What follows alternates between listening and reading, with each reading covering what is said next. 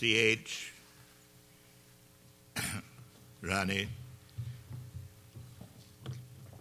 when I listen to you two, it reminds me of a friendship that now goes back many decades, and of the fact that the fate of China and the United States have become linked in a way far beyond what any of us could imagine.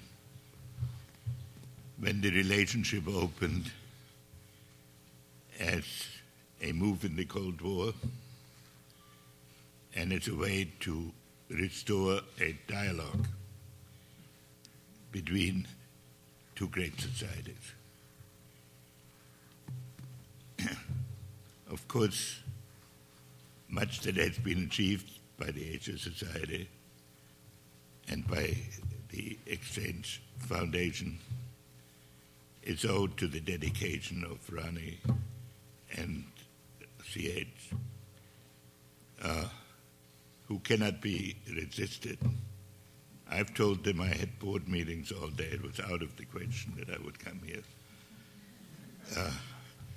But when they call, the only issue is the rate at which I will yield.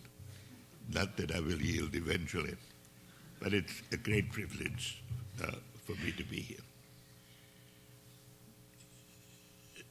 When we started this relationship, there was next to no trade between China and the United States.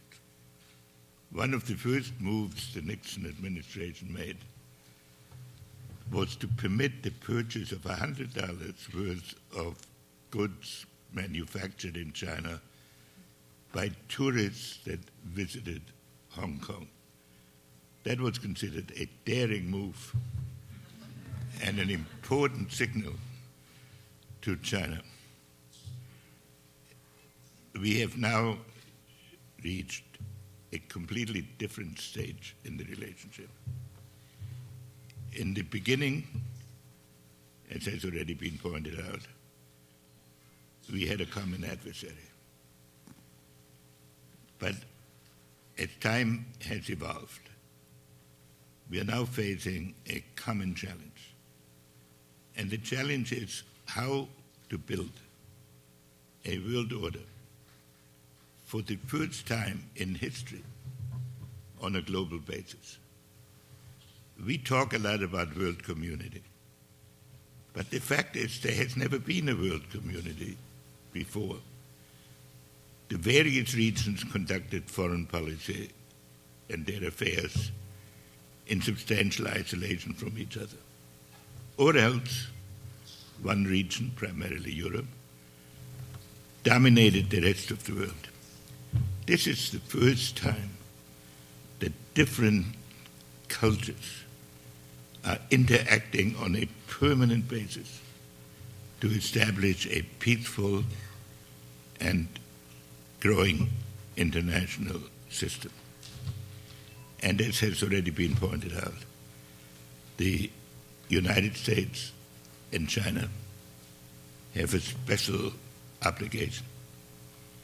And at a very complicated period, there is a study at Harvard which shows that in history there have been 15 examples of rising countries confronting established countries. And that in 11 of these cases, it led to conflict. Our challenge is not just to avoid conflict, but to create a new and constructive relationship between two societies that look at issues historically from not always the same point of view. Americans are very pragmatic, and we segment the issues into a series of concrete problems, each of which we believe has a solution, after which we go on to another problem. The Chinese, at least based on my observation, don't believe that any problem has an ultimate solution, that every solution is an admission ticket for another set of problems. And so therefore, the Chinese approach is more conceptual. Ours is more programmatic. And the Chinese tend to look at the ultimate relationships. We look more at the immediate problems.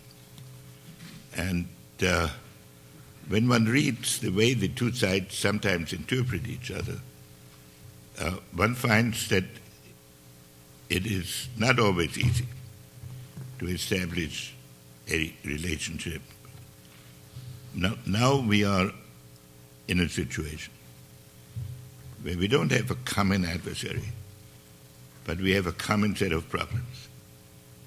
And if we don't solve them jointly, the world will be divided in every part between people who are pressed to join one model or another.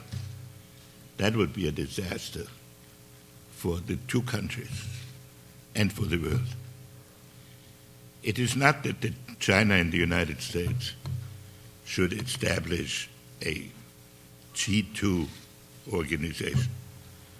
But what they should do, and what they have to do, is to approach a common conception of how problems should be dealt with, and then work with the international community to make it a real international community.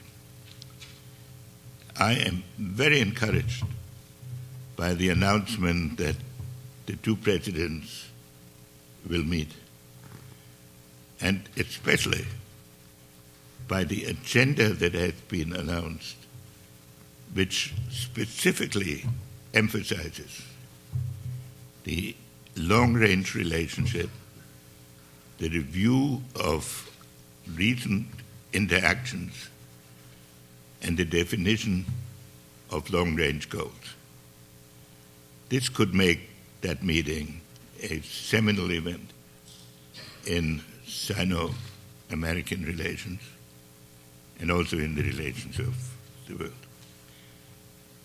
I have had the privilege of following some of the activities of the Exchange Foundation and the report that is being rolled out today. It has the courage to look at some of the issues between us, like intellectual property and cyber, but it also has a vision of the future towards which we should move. Both of our countries have serious domestic issues as they're moving into the new period. Both of our countries face a new international situation.